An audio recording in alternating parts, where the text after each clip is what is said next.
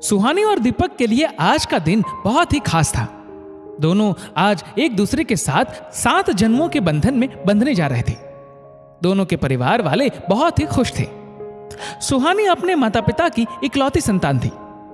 दीपक के पिताजी 3 भाई थे। दीपक के दोनों चाचा आस पास ही रहते थे, लेकिन सबके बीच में संबंध बहुत ही अच्छे थे। तीनों घरों के बीच आना जाना लगा रहता था। दीपक अपने सगे एक भाई और एक कजिन भाई बहनों के साथ बहुत मजे करता था। सुहानी को भी दीपक के भाई बहनों के साथ बहुत मजा आता था। सगाई से लेकर शादी के समय तक इन सभी ने बहुत अच्छा समय साथ बिताया। शादी के समय भी हर रस्म को सभी ने बहुत एंजॉय किया। सुहानी अक्सर दीपक से कहती, तुम्हारा परिवार सूरज बड़जात्या के परिवार की तरह ही लगता है। सुहानी को इस बात की तसल्ली थी कि चाचा चाची के घर अलग अलग है। वह जानती थी कि शादी के बाद मिलना जुलना लगा रहेगा, लेकिन घर अलग अलग है, इसलिए कोई दिक्कत नहीं होगी। सुहानी के लिए आज शादी के बाद पहला दिन था। सुहानी सोकर उठी तो देखा घर पर बहुत सारे लोग थे जो गप्पे मार रहे थे। दोनों चाची जी मम्मी जी के साथ रसोई में काम कर रही थी। सुहानी को कुछ समझ ही नहीं आ रहा था, ये सब इतनी सुबह सुबह यहां कैसे आ गए, जबकि उनके घर तो ऊपर नीचे अलग अलग है। अपने घर में उसे आराम से सुबह उठकर झूले पर बैठकर चाय पीने की आदत थी, लेकिन यहां देखा तो शोरगुल मचा हुआ था। वह तुरंत अपने कमरे में जाकर नहा धोकर तैयार होकर ही बाहर आई। चाची लोगों ने सुहानी से मजाक करते हुए कहा, सुहानी, नाश्ते का समय तो निकल गया, अब तो सीधा लंच ही मिलेगा। घर के सभी लोग जोर से हंसने लगे। बात मजाक की थी, लेकिन सुहानी को अच्छी नहीं लगी। सुहानी ने जो शादी के बाद की पहली सुबह के बारे में सोचा था, यह उसके पूरी तरह से विपरीत थी। जैसे तैसे उसने खुद को संभाला, हंसते हुए बात को टाल गई। रात तक इतनी भीड़भाड़ में रहते हुए सुहानी परेशान हो गई। दोपहर की नींद भी नहीं मिली, शांति से खाना भी नहीं खा पाई। 3-4 दिन तक बस ऐसा ही सिलसिला चलता रहा। सुहानी दीपक के साथ हनीमून पर जाने के लिए तैयारी कर रही थी।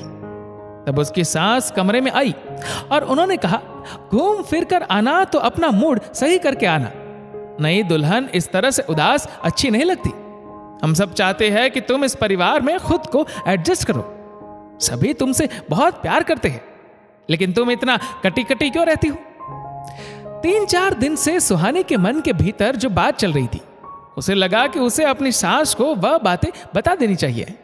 उसने कहा, मम्मी जी, मैंने आपसे ये नहीं कहा कि इस परिवार के लोगों से मुझे कोई परेशानी है।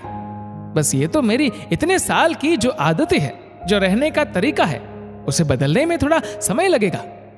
मैं एकल परिवार की आई हुई लड़की इस तरह इतने सारे लोगों के बीच एकदम से एक रात में एडजस्ट नहीं कर सकती। मेरी पुरानी आदतों को जाने में और इस घर में एडजस्ट करने में मुझे समय लगेगा। तभी चाचा का बेटा आया और उसने कहा, भाभी सही कह रही है ताई जी, भाभी को थोड़ा समय दो। भाई, एक फोन से दूसरे फोन में डेटा ट्रांसफर करते समय थोड़ा वक्त तो लगता है। दोनों फोन के ब्लूटूथ चालू रहने दीजिए, बीच में बटन दबाएंगे तो फोन हैंग हो जाएगा। भाभी को भी थोड़ा समय दीजिए, वह जरूर हम सब के साथ एडजस्ट हो जाएंगी। यदि आप उन्हें बीच में ही रोक टोक करेंगे तो भाभी दिल से हमसे नहीं जुड़ पाएंगी। दीपक की मां ने कहा, चलो तो फिर ठीक है, डेटा ट्रांसफर हो जाए तब तक का हम इंतजार करेंगे। हम सब एक दूसरे के साथ हंसी खुशी घुल मिलकर रहे तो फिर बहुत अच्छा होगा। दीपक भी आ गया। उसने तुरंत अपनी मां सुहानी और भाई का हाथ पकड़ा और फिल्म का गाना गाने लगा, हाँ हम साथ साथ हैं। बेटी जब बहू बनती है तो थोड़ा उसे वक्त चाहिए ताकि वह नए परिवेश में खुद को एडजस्ट कर सके। थोड़ा समय जरूर दीजिएगा। और इस वीडियो को लेकर आपकी क्या राय है, नीचे कमेंट करके जरूर बताएगा। और अगर आपको वीडियो अच्छा लगा हो तो इस वीडियो को लाइक करेगा, शेयर करेगा ज्यादा से ज्यादा लोगों तक। और ऐसे ही और भी इंस्पिरेशनल वीडियोस के लिए हमारा फेसबुक पेज आज ही फॉलो करें। धन्यवाद।